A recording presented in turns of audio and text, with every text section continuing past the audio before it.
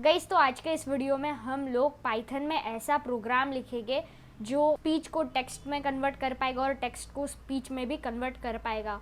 और आज का वीडियो बहुत ही ज़्यादा अमेजिंग होने वाला है। हम लोग बहुत ही कमाल का पाइथन प्रोग्राम लिखने वाले हैं। तो बिना टाइम वेस्ट किए आज का वीडियो स्टार्ट करते हैं। तो सबसे पहले मैंने क्या किया, ये मैंने एक फोल्डर बनाया और इसको मैंने VS कोड में ओपन कर लिया। आप यहाँ पर कोई भी IDE या कोड एडिटर यूज़ कर सकते हो, जैसे सबलाइन टेक्स्ट या पाइचार्म या आइडियली या स्पाइडर। मैं यहाँ पर VS कोड यूज़ करने वाला हूँ। और फिर जैसे ही मैंने VS कोड ओपन किया, यहाँ पर मैंने जो पाइथन का इंटरप्रेटर है वो सिलेक्ट कर लिया। यहाँ पर मैं कोई वर्चुअल एनवायरनमेंट यूज़ नहीं कर रहा हूँ, मैं मेरा सिस्टम इंटरप्रेटर यूज़ कर रहा हूँ और मेरा पाइथन का वर्जन है 3.6.8। तो अगर आप वर्चुअल एनवायरनमेंट्स के साथ कंफर्टेबल है तो आप लोग वर्चुअल एनवायरनमेंट्स भी यहाँ पर यूज़ कर सकते हो। इसके बाद में यहाँ पर हम लोग कोड टाइप करना स्टार्ट करें उससे पहले मैं आप लोगों से कुछ लाइब्रेरीज इंस्टॉल करवाना चाहता हूँ और इन्हीं लाइब्रेरीज को यूज़ करके हम लोग स्पीच को डिटेक्ट कर पाएंगे और टेक्स्ट को भी आउटपुट कर पाएंगे। तो मैं क्या करूँगा, स्टार्ट मेन्यू में जाकर CMD टाइप करूँगा। तो यहाँ पर जैसे मैं CMD टाइप करता हूँ तो मुझे यहाँ पर ऑप्शन दिखाई देगा कमांड प्रॉम्प्ट का, और मैं कमांड प्रॉम्प्ट को ओपन कर लूँगा। तो जैसे ही मैं कमांड प्रॉम्प्ट ओपन करता हूँ, यहाँ पर मैं टाइप करूँगा पिप इंस्टॉल pyttsx3। यहाँ पर मैं ज़रा सा जूम इन कर लेता हूँ ताकि आप लोगों को अच्छे से दिखे कि मैं क्या इंस्टॉल कर रहा हूँ। pyttsx3। इसके बाद में मैं इंस्टॉल करूँगा पाई ऑडियो, और इसके बाद में मैं इंस्टॉल करूँगा स्पीच रिकॉग्निशन। इसके बाद में मैं इंस्टॉल करने वाला हूँ। तो जैसे मैं इस कमांड को रन करता हूँ तो ये सारे जो तीनों लाइब्रेरीज़ है ये इंस्टॉल हो जाएंगे आपके सिस्टम के अंदर, लेकिन 50% चांस है कि आप लोगों को एक एरर मिलेगी। अगर आपको एरर मिलती है बाय चांस तो आपको क्या करना है, इसी वीडियो के कमेंट सेक्शन में उस एरर को पेस्ट कर कमेंट कर देना। उसे होगा क्या कि मुझे पता चलेगा कि आप लोगों को एरर मिल रहा है या नहीं, और मैं आप लोगों को कमेंट का रिप्लाई ज़रूर देने की कोशिश करूँगा। तो यहाँ पर मेरे जो तीनों लाइब्रेरीज़ है वो ऑलरेडी इंस्टॉल्ड है, इसलिए ये मुझे कह रहा है रिक्वायरमेंट ऑलरेडी सेटिस्फाइड। तो जैसे ही ये जो तीनों लाइब्रेरीज़ है वो आपके अंदर इंस्टॉल हो जाते हैं, इसके बाद में हम लोग हमारा कोड लिखना स्टार्ट करेंगे। तो यहाँ पर तीनों लाइब्रेरीज़ मेरी ऑलरेडी इंस्टॉल थी, आपके सिस्टम के अंदर हो गई होगी होपफुली अभी तक। और कमेंट में अगर एरर मिलता है तो ज़रूर से बताना। तो यहाँ पर मैं सबसे पहले इंपोर्ट करूँगा स्पीच रिकॉग्निशन लाइब्रेरी को। तो यहाँ पर मैं लिखूँगा इंपोर्ट स्पीच अंडरस्कोर। यहाँ पर आपको अंडरस्कोर ऐड करना होगा और यहाँ पर मुझे ऑलरेडी जो सजेशंस है वो मिल रहा है, तो यहाँ पर मैं कर दूँगा SSR। अब अगर आपको पाइथन नहीं पता है तो आप लोग इस ट्यूटोरियल को शायद फॉलो नहीं कर पाओगे, क्योंकि यहाँ पर अगर आपको कीवर्ड जैसे एज वगैरह नहीं पता है तो आपको ज़रा सा दिक्कत हो सकती है। तो यहाँ पर जो स्पीच रिकॉग्निशन मॉड्यूल है ये काफ़ी ज़्यादा लंबा नाम है, इसलिए मैं उसे इंपोर्ट कर रहा हूँ SSR। इसके बाद में मैं इंपोर्ट करूँगा यहाँ पर pyttsx3। ठीक है, तो इसके बाद में अब हम हमारा जो रिकॉग्नाइज़र है उसे इनिशियलाइज करने वाले हैं। तो यहाँ पर मैं कमेंट ऐड कर दूँगा इनिशियलाइजिंग दी रिकॉग्नाइज़र। तो यहाँ पर मैंने कमेंट ऐड कर दिया और इसके नीचे अब हम हमारा जो रिकॉग्नाइज़र है उसे इनिशियलाइज कर देंगे।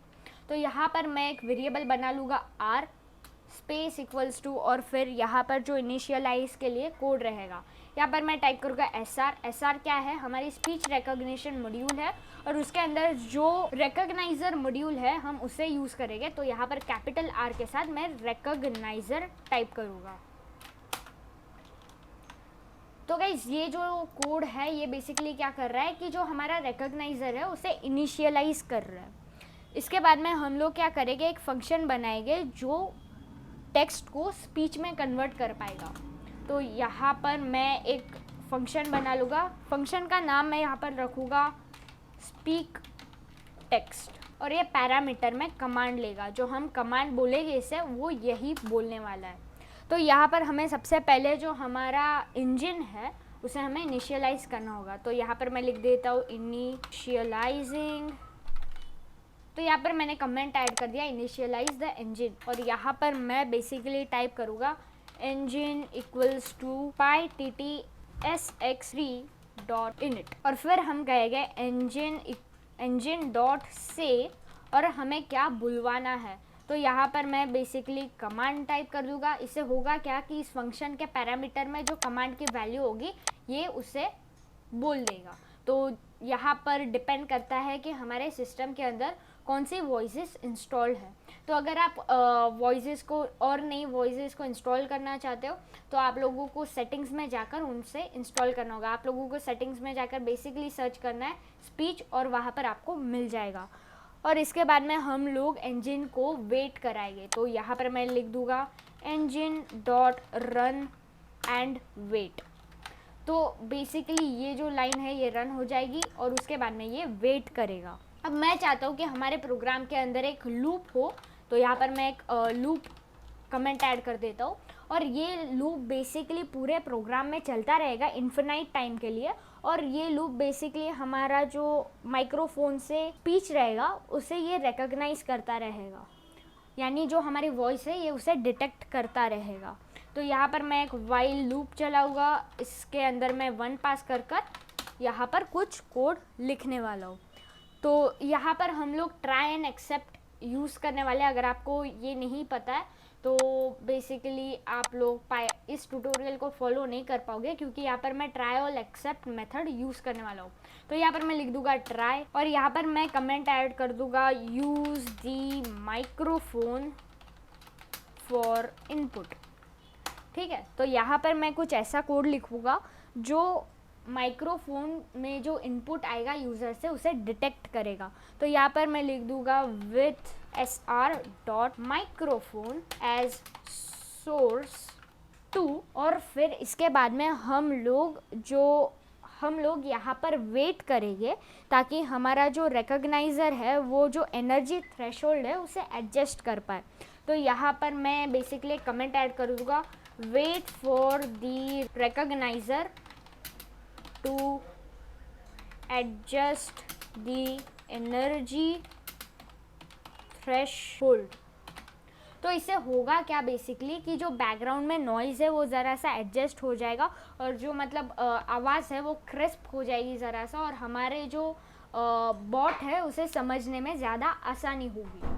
तो यहाँ पर मैं बेसिकली अपना कोड लिखूँगा। यहाँ पर मैं लिख दूँगा r डॉट, और अब R क्या था, R बेसिकली हमने हमारा रिकॉग्नाइज़र इसकी मदद से इनिशियलाइज़ किया था, और जो हमने इनिशियलाइज़ किया है वो R वेरिएबल में स्टोर्ड है, इसलिए हम लोग R और फिर उसके अंदर जो मेथड है वो है एडजस्ट फॉर एम्बिएंट नॉइज़। हम पास करेंगे सोर्स जो हमारा होगा वो है हमारा सोर्स 2, और उसके बाद में हम लोग हमारा ड्यूरेशन पास करेंगे। तो यहाँ पर मैं टाइप करूँगा ड्यूरेशन इक्वल्स टू, और इसे मैं बेसिकली कर देता हूँ 0.2 या 0.3। ज़्यादा आप ऐड करोगे तो आपका प्रोग्राम स्लो हो जाएगा, स्लो इन द सेंस वो ज़्यादा टाइम तक वेट करेगा। तो यहाँ पर मैंने क्या कहा R, उसके अंदर मैंने मेथड यूज़ की जो है adjust underscore for underscore ambient underscore noise. ये बेसिकली हमें जो हमारा एनर्जी थ्रेशोल्ड है उसे एडजस्ट करने में हेल्प करेगा। और ये पैरामीटर में मैंने सोर्स 2 ऐड कर दिया जो हमारा sr डॉट माइक्रोफोन मेथड है। उसके बाद में मैंने यहाँ पर ड्यूरेशन स्पेसिफाई किया।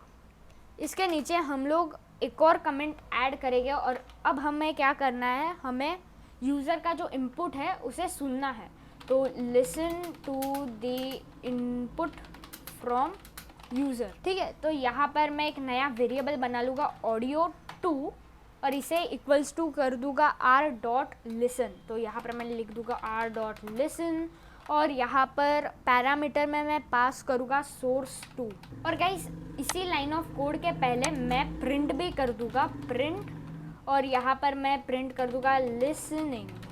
तो हमें पता चलेगा कि हमारा जो बॉट है या जो पाइथन है वो हमारी वॉइस के लिए लिसन कर रहा है, वो ओपन है हमारी वॉइस लिसन करने के लिए।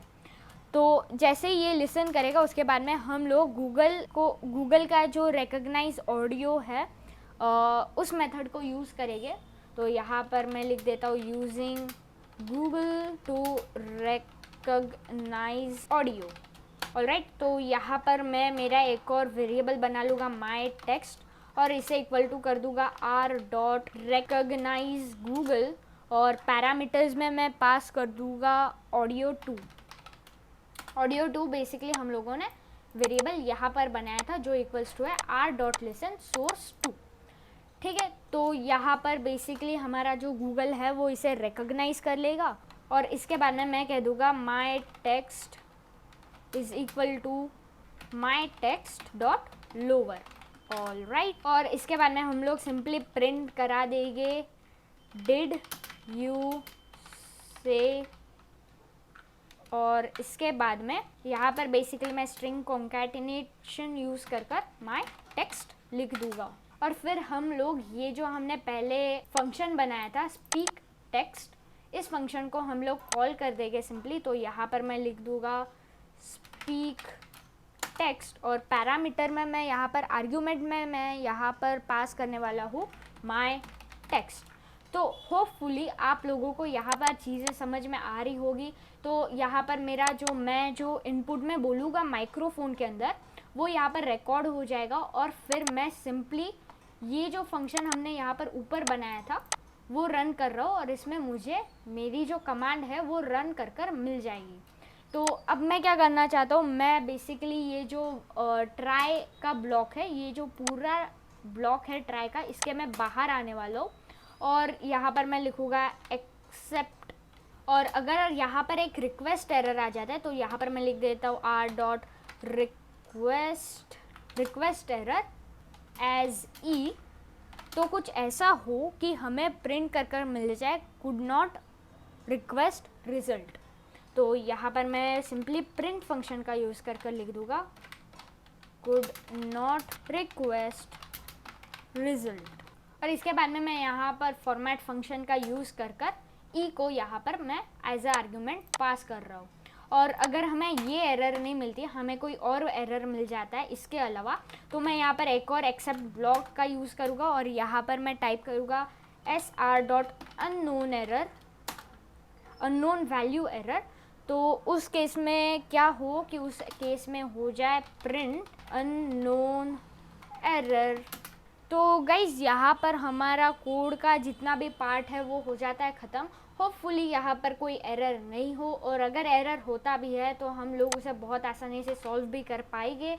अगर यहाँ पर मैं रन पर करता हूँ क्लिक फटाफट से, तो ये प्रोग्राम मेरा रन हो जाएगा इंटीग्रेटेड टर्मिनल में और देखते हैं कैसा होता है हमारा output. Hello, so this is listening right now.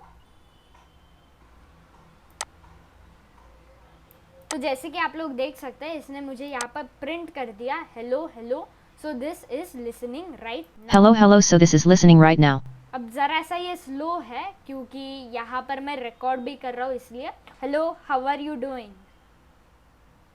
Hello, how are you doing? तो यार बहुत ही ज़बरदस्त हमारा प्रोग्राम यहाँ पर रन कर रहा है। और अब अगर मैं इसे बंद कर दूँ तो मैं उम्मीद करता हूँ कि आप लोगों को कोई एरर नहीं मिला होगा। अगर मिलता है तो नीचे कमेंट में ज़रूर से डाल देना। और मैं उम्मीद करता हूँ कि आप लोग बहुत ज़्यादा खुश होंगे कि आप लोगों ने ये जो प्रोग्राम है इसे बनाया। तो गाइज़ आज की इस वीडियो के लिए बस इतना ही। वीडियो के एंड से पहले मैं आप लोगों को कहना चाहता हूँ कि आज की वीडियो बेसिकली एक नई प्लेलिस्ट में बना रहा हूँ मैजिकल पाइथन के नाम से, और उस प्लेलिस्ट की पहली वीडियो ये होने जा रही है। और इस प्लेलिस्ट के अंदर मैं कुछ ऐसे ही अमेजिंग प्रोग्राम्स के बारे में बात करता रहने वाला हूँ, और आगे भी मैं कंटिन्यूसली ऐसे प्रोग्राम्स को सर्च करता रहता हूँ गूगल पे, रेडिट पर और स्टैक ओवरफ्लो पर वगैरह। तो मैं इन सारे प्रोग्राम्स को इसी प्लेलिस्ट में डालने वाला हूँ। प्लेलिस्ट के लिंक मैं यहाँ पर टॉप राइट कॉर्नर में एज वेल एज डिस्क्रिप्शन में भी दे दूँगा। तो प्लेलिस्ट को ज़रूर से एक बार देख लेना, उसे सेव कर लेना। अगर आप चैनल पर नए हैं तो सब्सक्राइब कीजिए। अगर आपको वीडियो पसंद आता है तो लाइक कीजिए। अगर आपको वीडियो पसंद नहीं आता है तो डिसलाइक कीजिए। अगर आपके पास कुछ वीडियो के रिलेटेड सजेशंस हैं तो प्लीज़ कमेंट में ज़रूर उसे बोलना। और मैं मिलूँगा आपसे अगले वीडियो में। तब तक के लिए goodbye, keep learning, keep coding.